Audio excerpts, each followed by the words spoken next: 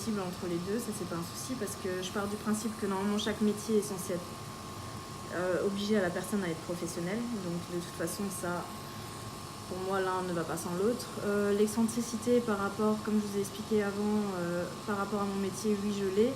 Par rapport aux gens en commun, non. Par rapport aux gens en commun. Parce que j'aime bien correspondre un peu à tout le monde pour que justement tout le monde puisse se sentir bien chez moi. Parce que je veux pas créer un malaise, parce que je pars du principe que c'est un moment unique, qu'on partage ensemble et que je serai gravée à vie dans sa peau. Donc elle doit se souvenir de moi en côté positif.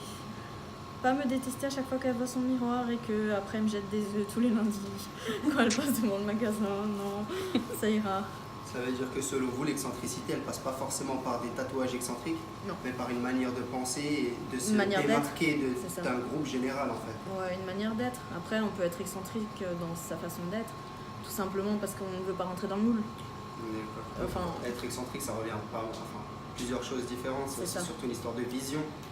Ouais, après, si maintenant vous êtes quelqu'un qui aime, je sais pas, peut-être pour une personne qui aime bien le métal ou tout ça, moi je suis excentrique pour elle. Alors que pour moi, une personne qui aime le métal, qui est tout en noir, est peut-être plus excentrique que moi. Vous-même, ouais. Voilà. Donc ça dépend de quel point de vue on se place. Si maintenant on se met du côté commun, on n'est pas excentrique. Mais si on se met en marge de ce groupe, on sera considéré comme excentrique. Voilà, parce que maintenant quand vous regardez, par rapport au tatouage, oui je suis excentrique parce que dans le sens où je ne le suis pas par rapport à eux. Mais si maintenant vous regardez dehors, des fois généralement les tatoueurs vous les croisez dans la rue. On ne vous reconnaît pas. Par rapport aux autres tatoueurs qui seront... On va plus les remarquer eux que c'est un style typique aux tatoueurs, c'est vrai. Et donc encore une fois, selon vous, on est d'accord que le professionnalisme peut totalement coller avec l'excentricité. C'est ça. Très bien. Alors, moi c'est Bédarli, j'ai 29 ans, je suis infirmière. Donc effectivement, moi mon travail, il faut savoir qu'à l'hôpital, donc je travaille au NHC, à l'hôpital je suis en blouse, en pyjama, donc mes manches s'arrêtent ici.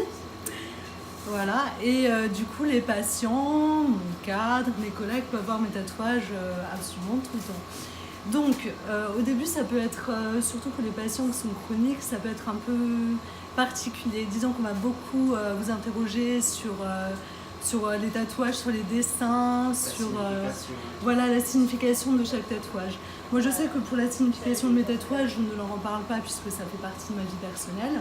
Mais par exemple, quand ils me posent des questions sur est-ce que ça fait mal et tout ça, alors du coup je leur dis que moi ça me fait moins mal que ce qu'eux ils subissent par exemple dans leur vie en tant que patient. Donc du coup c'est vrai que ça les conforte toujours un petit peu et ils voient les tatouages comme quelque chose finalement qui ne fait pas si mal que ça.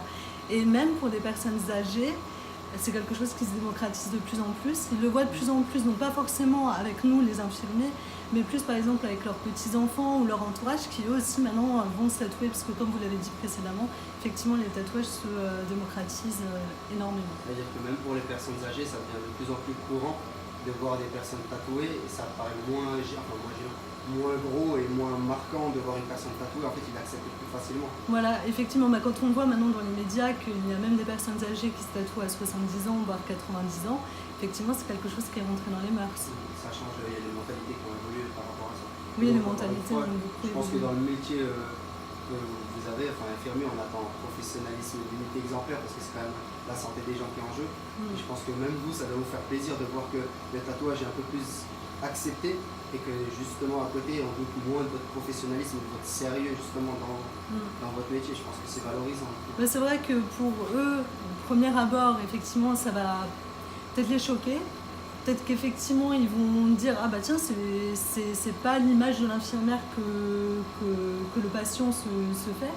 Mais effectivement, une fois qu'on discute, une fois qu'avec leurs mots, ils veulent nous interroger, ils m'interrogent sur mes tatouages, bah effectivement, c'est quelque chose qu'ils ne voient même plus.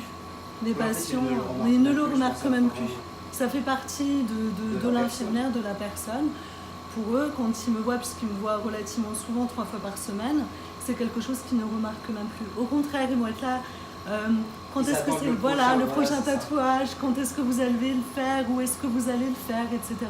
Donc en fait c'est quelque chose qui, comme moi, évolue Et aussi, ça leur permet de voir les prochains tatouages que je vais faire. Et de créer des liens avec des gens aussi, c'est important. Bah alors, c'est pas forcément le tatouage qui va créer des liens, ça on va en faire partie puisque c'est par exemple sur ça qu'ils vont m'interroger. Donc effectivement, voilà, ça va enclencher la discussion sur quelque chose de différent que la maladie, que leurs conditions de vie, etc. Donc ça va être un sujet un petit peu différent, autre que par exemple la pluie et le beau temps. Donc du coup, c'est vrai que ça permet d'engager la conversation sur un autre angle.